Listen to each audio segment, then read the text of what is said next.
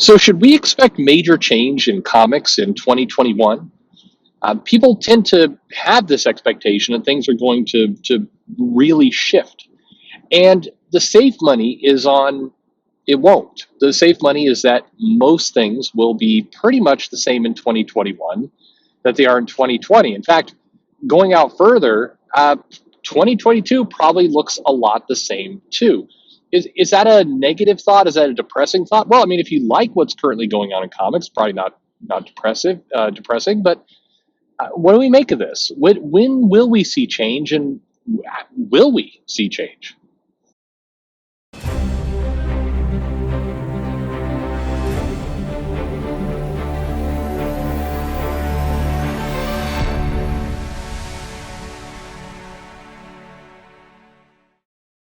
Hey everybody, this is Perch. This is one of those scenarios that the premise is not should comics change or not.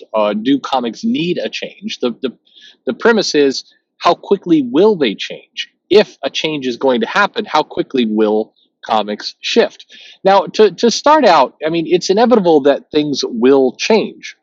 And I mean, if you say that from, simply looking back at history and looking at how comics have changed over the last 50, 60 years, you have different eras, you have different styles, you have different kind of moments. And I mean, even if you want to just, because a lot of people have objected. I had the weirdest reaction on Twitter, by the way. I was talking about kind of how things change and how things were in the 90s to today. And I got a bunch of people who got very agitated with the idea of talking about the 90s. It's too far back, they said. It's like nobody remembers that, and so it doesn't matter anymore.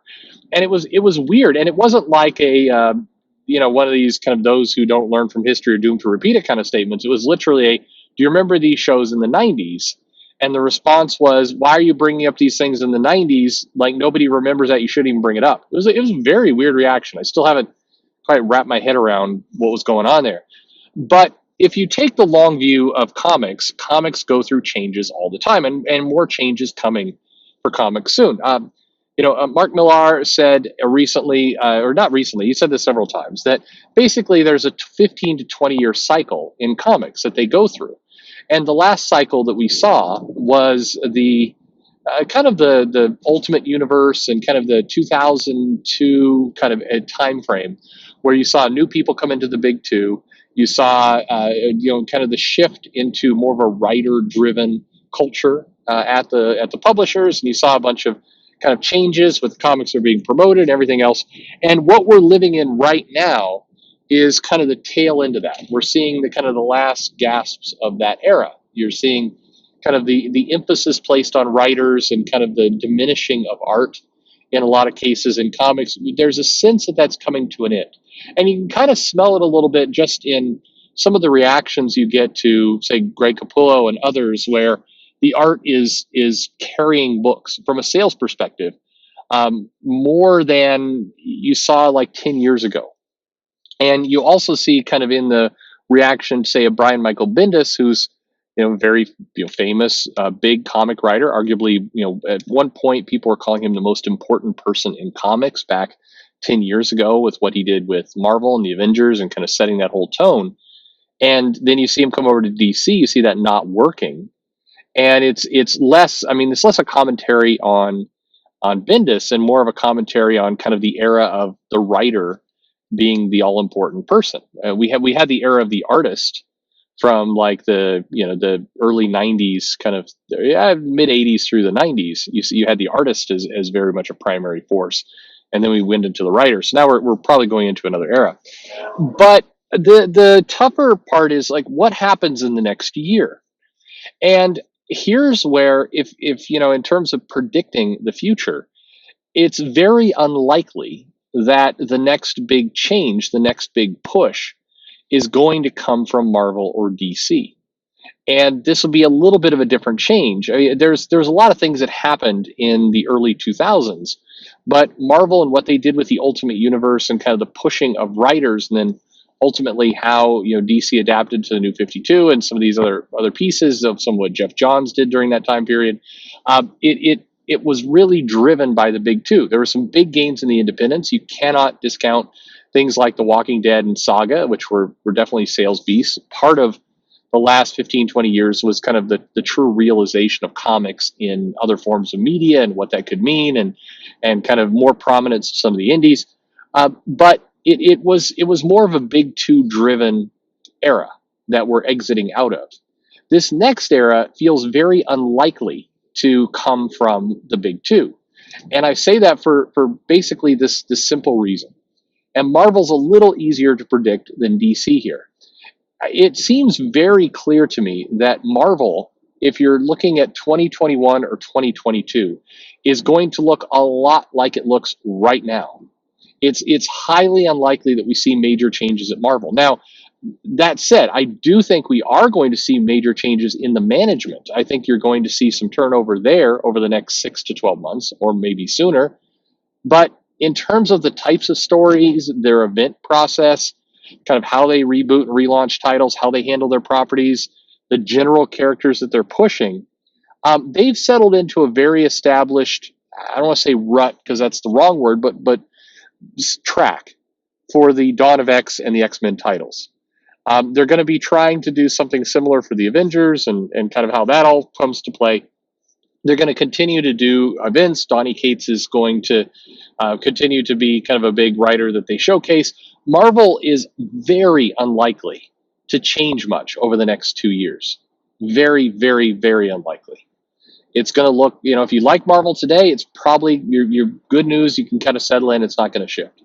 Now, DC is a slightly different beast. But I think when all is said and done, DC will look a lot more like what it looks like today than you think. Despite all of the noise about future state and the omniverse and everything else that's going on with DC, the basics are we're seeing some chairs kind of moving around and shifting around. We're going to see a DC that's far more tightly aligned with what Warner Media and the various properties that they're trying to do there look like. But in general, you're not going to see radical change at DC. You're going to see stories be told. The DC of 2020 has been a bit of a mess, and even DC of 2019. We had the Scott Snyder helmed Justice League, and we had Year of the Villain, leading into Death Metal. We've had these kind of events that have been a little bit hard to kind of wrap your head around, a little bit hard to kind of manage from a marketing perspective. And I think DC is going to continue to kind of trundle along. They're going to continue to put some things out. Some of the titles with their March relaunch will work, some won't.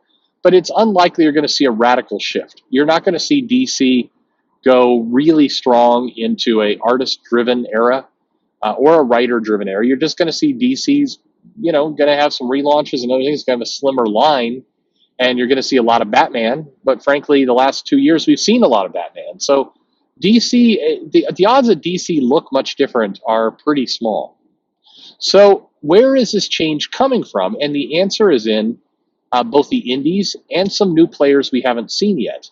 I think it's incredibly likely that we're going to see some new publishers, some new kind of people putting out content that we haven't necessarily heard of before. The problem with a lot of the smaller publishers, or even kind of the new people that come out, like Artisans and some of these other groups, they're largely people who have already been in the industry. They're doing new things, but they're not new people. And a lot of the ideas and the marketing and the rollout is really the same that it's been for 10 to 15 years.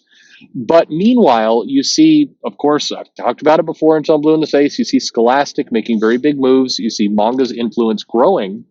And I think the combo of those two things will teach some new publishers to come in and play in this space in a pretty major way and take some market share. The crazy part is, if you're a brand new publisher, you're somebody new coming into comics and you're trying to do something exciting, you don't need to grab a majority. In fact, to make a massive kind of statement in this industry, you don't even have to grab 5% of the market. 5% would be huge. And when you look at the money within the existing Western comics market, not including Scholastic, not including manga, not including any of the rest of the stuff, there's not enough money to prevent somebody from coming in and rapidly seizing 5% or slightly more of the market. It would be a very low bar to clear. And frankly, what's going to cause that to clear is somebody who figures out distribution in a new way, somebody who's able to fuse digital and physical in a smart way. And the likelihood is that that's going to come from new people, not existing people in the industry, and also not people who are wedded to giant mega corporations behind them. This is the challenge that Marvel and DC both have. Making bold, radical moves is going to make you stand out at Disney. Nobody's going to want to do that. It's going to be keep things just as they are and fly under the radar. That's going to be the mandate within Marvel. At DC, it's going to be tightly aligned to some of these other media efforts, and don't do anything crazy. That's going to be DC's mandate. So in effect, what you're getting is you're going to get a lot of very conservative play. I don't mean conservative by politics. I mean conservative just in playing it safe. You're going to get a lot of that kind of interaction with the big two, which leaves the door wide open for somebody else to do something big. Now, I do think that some of the smaller publishers, like the Booms or the Vaults or whoever it happens to be, there's a possibility for them to take some market share as well. But they have one big flaw, and that flaw is they're a known entity. They've been doing this for a few years now. People know what they're up to. In order to go out and make a more major change, they're going to have to redefine who they are in the marketplace, and that's hard to do. It's almost, for example, for a new company, it's way easier to come out as a brand new company and do something new than as an existing company doing something new. People don't let you change very easily.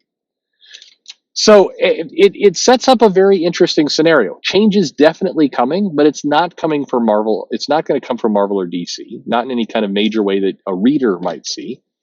And there's a lot of opportunities for somebody new to come in and do something big, and I think that's really, really exciting.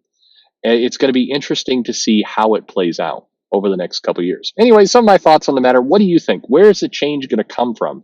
Am I wrong here? Do you think Marvel and DC will do something radically different?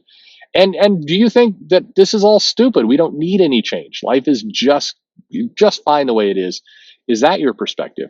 Let me know in the comments below. Like, subscribe, click the bell for notifications, follow me on social media, or shoot me an email. But most importantly, thanks for listening.